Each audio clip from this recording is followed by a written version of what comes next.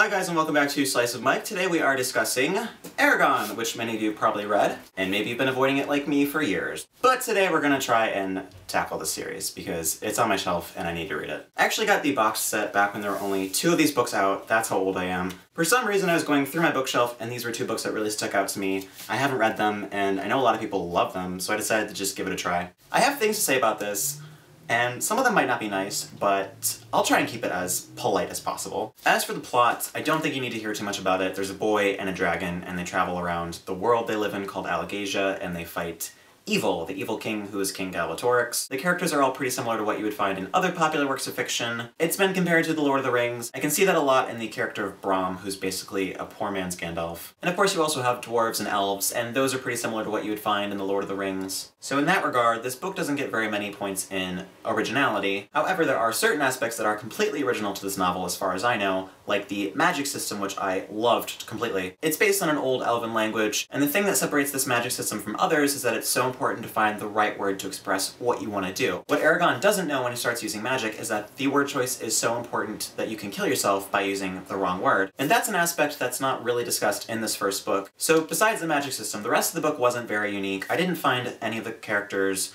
specifically compelling. They were pretty much what you'd find in standard fantasy fare. Eragon, of course, is the quintessential farmer hero who comes from simple means and suddenly finds himself the champion of every human ever. He's kind of a brat, to be honest, and I didn't really understand his motivation for saving the rest of the world. I felt like the author really tried to make it clear why he was doing what he was doing, but it just didn't make sense to me. Also, I was really annoyed by the way the author parses out information and makes you read like 100 pages at a time before he reveals the next important thing about Eragon's past, or the future of Alagasia. Eragon is super annoying. He asks every other character tons of questions, and their answer is always the same. I can't tell you, the information is too secret. And there's a few times where characters just don't care about him and withhold information for no reason at all. Like the character of Solumbum, the werecat, who alternately gives a life-changing prophecy and the rest of the time just ignores Eragon. My notes just say, werecat don't give a shit, and that's pretty much the truth. Also, werecats, how random. Enough about Eragon, let's talk about Eldest, because this is where the series really changes for me, and I started enjoying it a whole lot more. In Eldest, Eragon sets out to see the elves and learn magic from some mysterious master out in the forest, while his brother, Roran, is left in Carvahall to protect the village against the Razak, who are trying to capture him for King Galbatorix. What makes this book so much more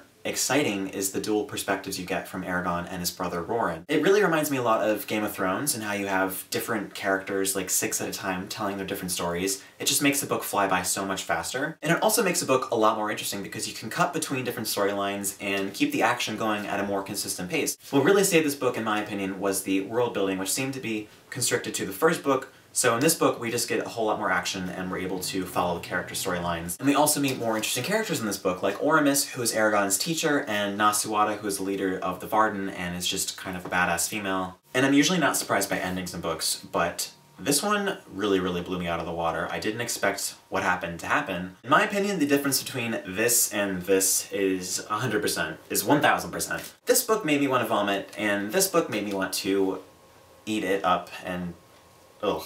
So initially I was going to ask your guys' opinion and see if I should even finish the series, but then I read Eldest and I decided that I'm definitely going to finish the series because I liked the book that much. In the meantime, if you guys have read Eragon and the rest of the series, let me know what you thought of it. Don't give any spoilers away, obviously, but I'd like to hear your thoughts on that. And I'll be back on Friday with another video. It's going to be my most anticipated books of 2015 list, so stay tuned for that, and I'll see you guys later. Bye!